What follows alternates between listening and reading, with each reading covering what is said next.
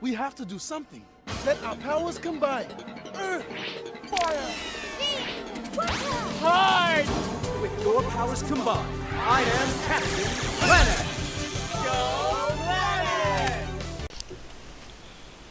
Alright, here we are for Desiree Shokooh video. And Desiree, I'm going to get you a kumquat tree. We're going to get you this one, the Nagami. So let's try and show you the growth stages.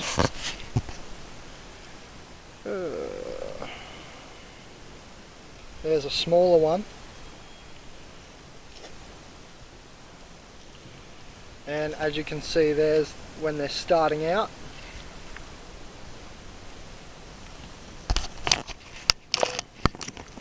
So I'm going to get this tree, and this is $26. This one here. And I was just looking, that's the Nagami.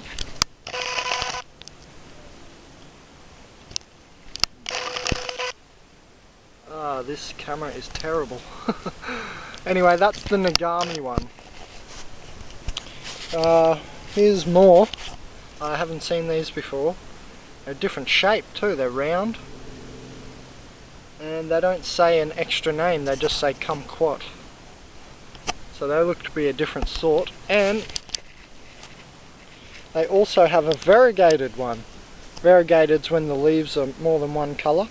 So we can see that's variegated there, like a yellowy green. It's also a kumquat. Not sure if you can eat the flowers. You can eat lemon flowers, so I wouldn't be surprised if you can eat the kumquat flowers as well. But there's a nice little variegated one. I hope you guys can see that. The sun's a bit all over it. There you go. That's a variegated kumquat there. That's... yeah, it just says variegated. Doesn't say Nagami or whatever. So there's the few kumquat trees that they've got here, or plants. Not sure if they get over... oh yeah, they get pretty big. These, if you check the Your Natural Paradise page, they do get pretty large. I saw a picture, it was a huge bush, like an orange bush. So there's the nice ripe one, and we're going to go ahead and buy that guy.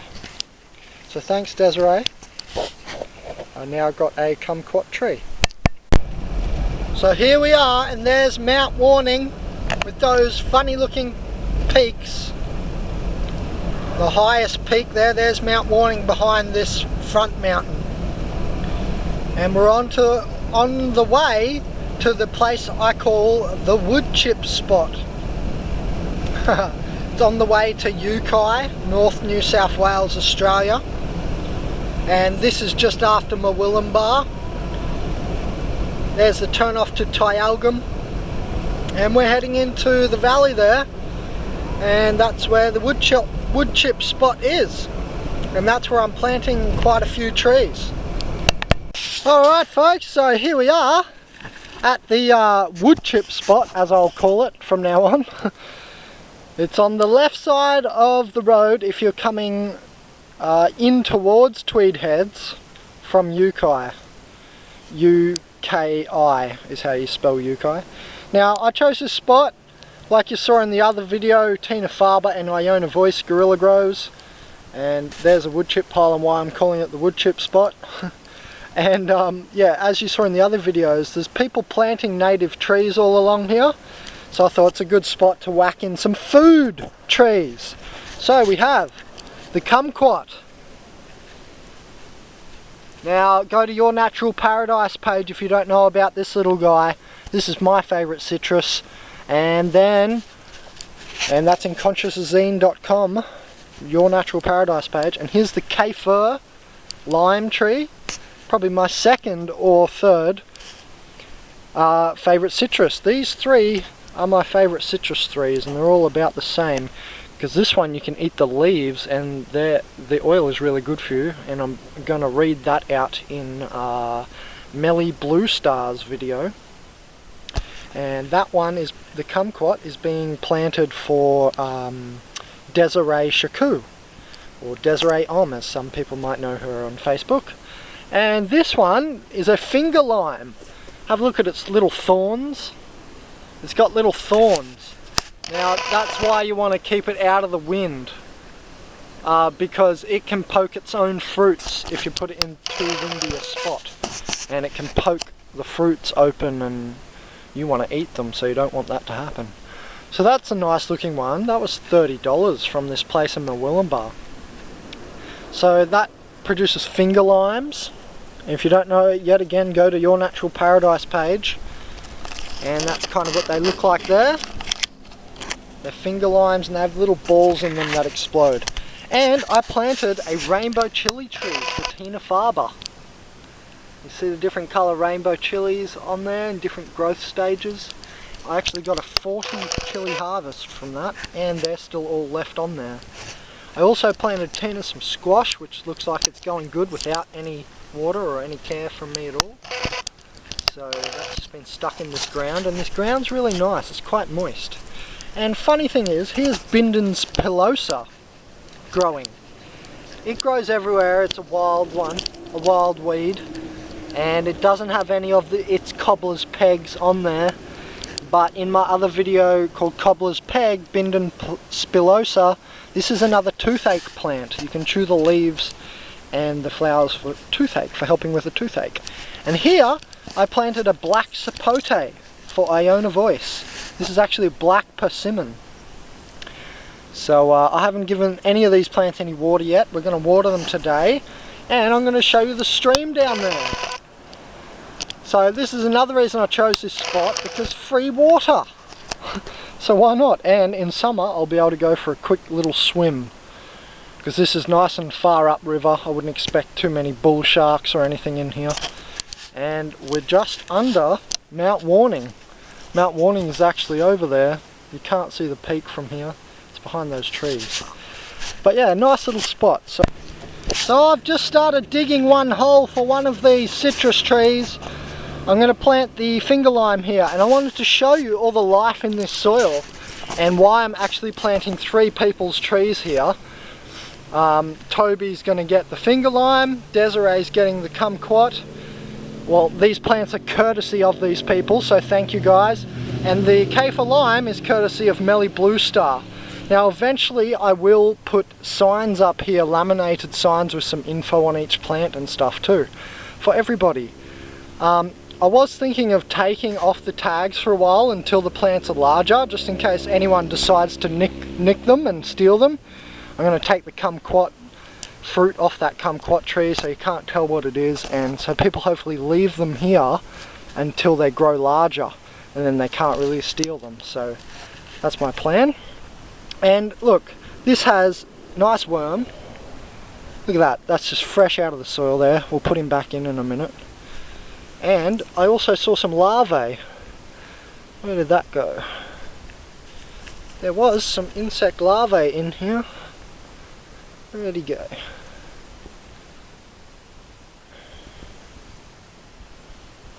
There. See, we've got, I don't know what that is. Little grub. But life, and life is good. And this soil is really naturally nice. It's got a tiny bit of clay, and it's moist. It hasn't rained here for days, so I'm pretty happy planting all these trees here. And there's a show of what good soil is. And what I'm going to do is I'm going to mix wood chips in those holes. So I'm going to keep digging that hole. I'm going to mix wood chips in there. Now I'm going to do this because it's going to help these young little plant starts here to have some wetness around them. Some moisture will be soaked up and held onto by these wood chips. So there's a nice wood chip pile over there, free wood chips, so I thought I may as well do it. And it will retain more moisture in the soil while they're young. And wood chips after about 1.5 years, 2 years, 3 years will break down into more of this nice soil. So let's go ahead and do that. So this is the technique I'm going to do for all 3, the kaffir lime, kumquat and finger lime trees. I'm going to put some wood chips here in the hole with this lovely free fresh dirt here, and just to help retain some moisture. So that's about how deep I'll have it. I don't know, it's 6 to 12 inches deep. It's about 12, a little bit over 12 inches deep.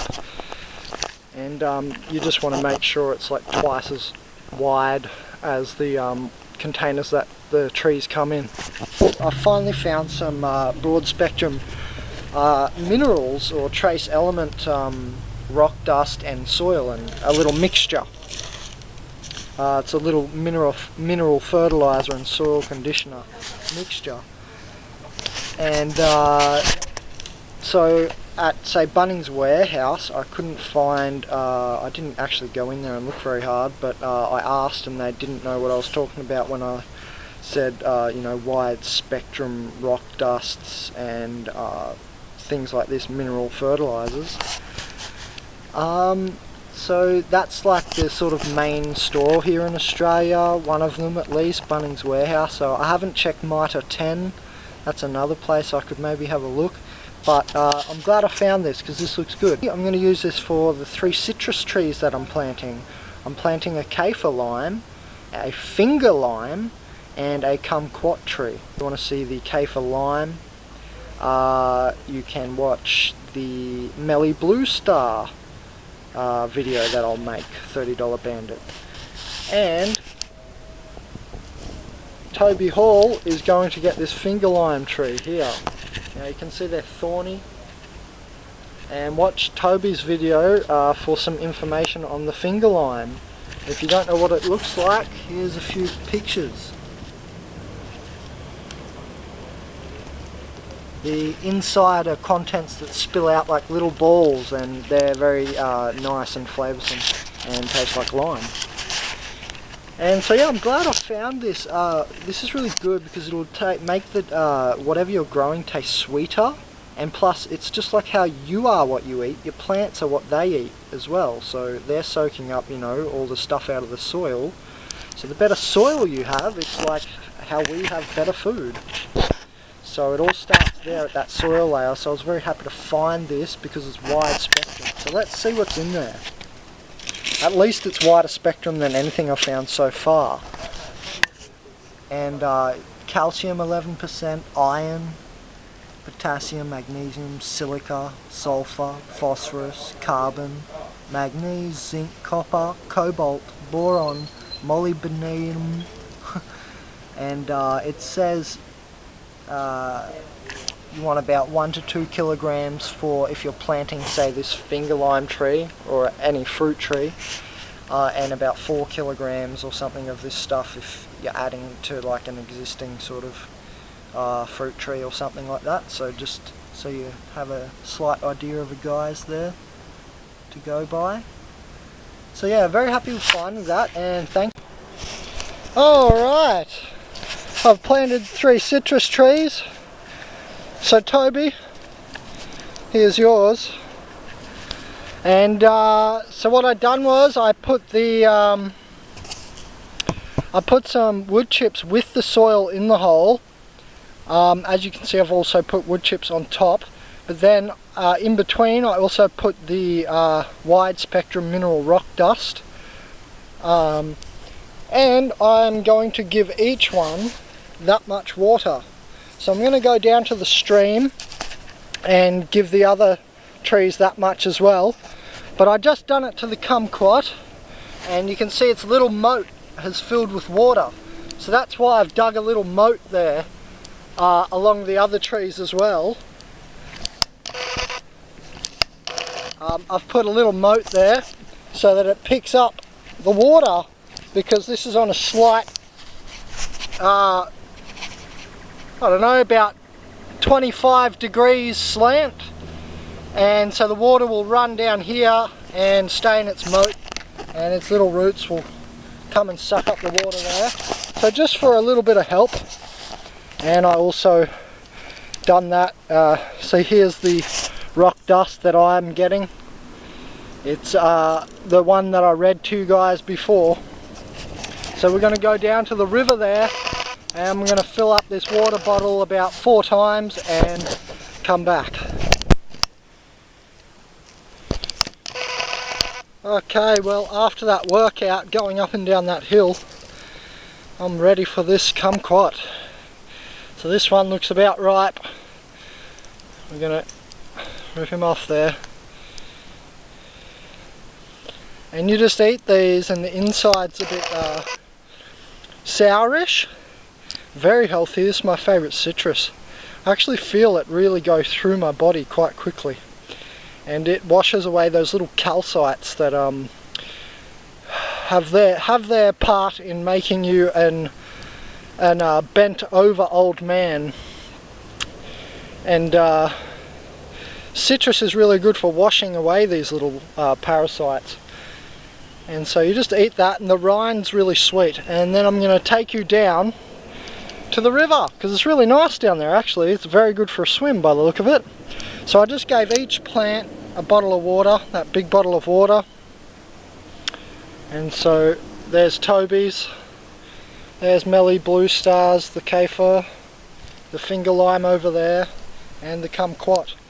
Now I'm just going to rip off the tags so nobody steals them, since they're still young and easily movable. Say in 2 years no one's going to come here and move them because their roots will be too ingrained in the soil. So that's my idea, just in case someone wants to come along and decides, oh, free trees, you know. So I'm just going to, that's why I've also removed this fruit, so you can't really tell it's a kumquat tree, and hopefully no one wants to just take off with them. So there you go, that's them dug in and the techniques I've used this time. I would also recommend using some of that kelp meal and the other stuff they had at that shop, the organic shop there. Stuff like kelp meal, wide spectrum rock dust like I did use, and wood chips in the holes I think is a good idea sometimes with seedlings, because I mean the wood chips will break down anyway eventually, and just while they're younger it'll keep a little bit more water in the soil, because they're like little sponges, these bits of wood. Alright guys, now further on the kumquat. This one is for Desiree Shokooh. Now I've got some notes here saying talk about how I found the kumquats at Nimbin. Basically these notes probably went along the lines of this. I started going to Nimbin every fortnight, so every 2 weeks when I get paid my study allowance for studying full time, I would go there because it's got all these, well, quote unquote special foods, as in not ordinary foods from the store. And for instance, I don't ever see kumquats sold in Coles or Woolworths or IGA or any local stores even, and things like 70% chocolate and all these different types of teas and purple carrots and all this sorts of unordinary sort of food and very healthy food. I started to find every 2 weeks I would find a new food. And so now it's been over a year and it still works like that. I still go to Nimbin and I actually get a new food. I also at one point ate persimmon fruit, and that was my first time eating that, and I also found that at Nimbin. And so the kumquat was the same. And so this is my favourite citrus I think at the moment really, well basically all up. I do like the finger limes, which I planted for Toby Hall, so check Toby Hall video if you haven't seen what a finger lime looks like. And some information on the finger lime too by the local organic guy. He had a little reading for me. So I mean, I couldn't even, I planted the kumquat because I really want to get genetic diversity going. We're creating a smaller, harder, denser, tighter, more restrictive reality all the time. Well, I'm not. All these, you know, societals and all these brainwashed twits and all this, they are, and the government and so forth. Laws are restrictive. L-O-R-E, law, is expansive. So I'm all for law and not for laws, because they're restrictive. And unevolving. So anyway, into the kumquat. It likes, they are much hardier than other citrus plants, such as oranges. The Nagami kumquat, which is what I bought, requires a hot summer. Oh, that's good, because in North New South Wales we do get a hot summer, ranging from 25 to 38 degrees Celsius or 77 to 100 Fahrenheit. So that's what we get here, but can withstand frost down to about 10 degrees Celsius or 14 Fahrenheit without injury. So that's exactly what this valley gets. So that's good to hear.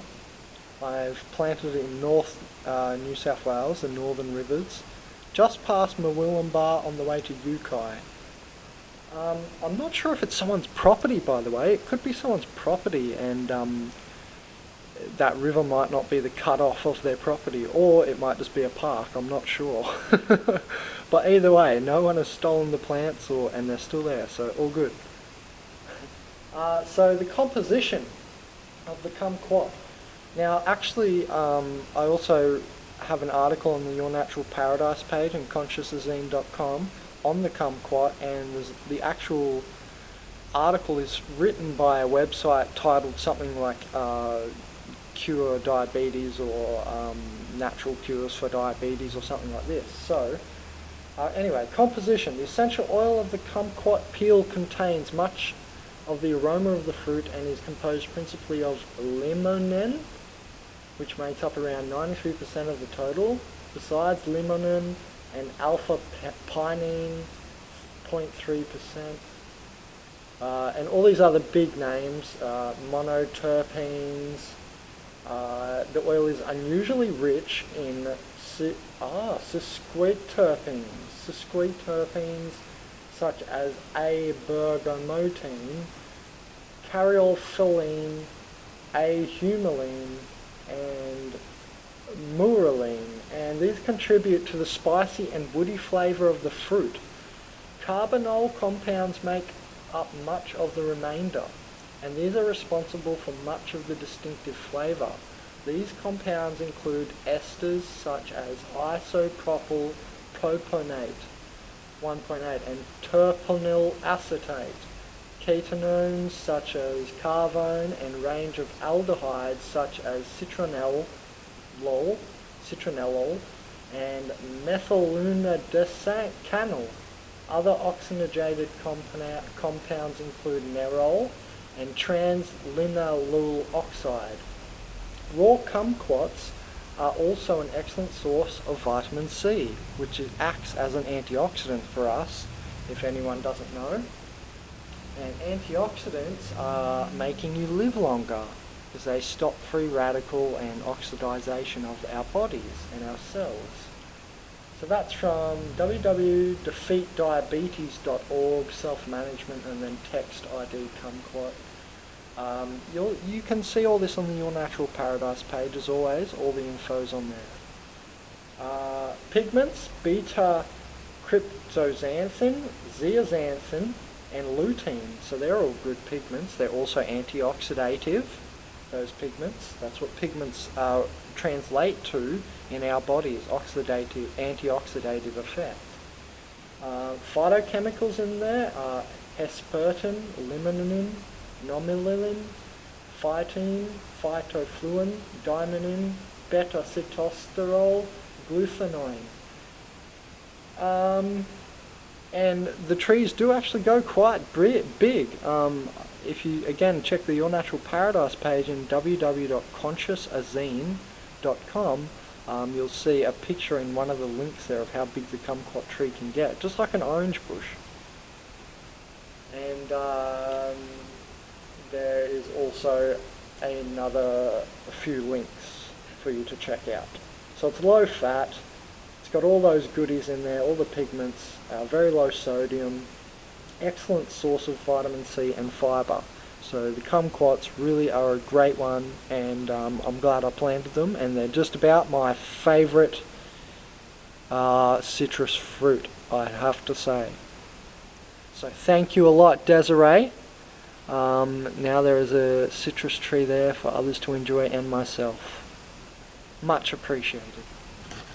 That concludes another $30 bandit. Remember, you can also pay me to plant you one perennial, or a couple biennials or annuals if you're really want to help me out sometimes if I need some greens, if I need a feeding. Thanks guys!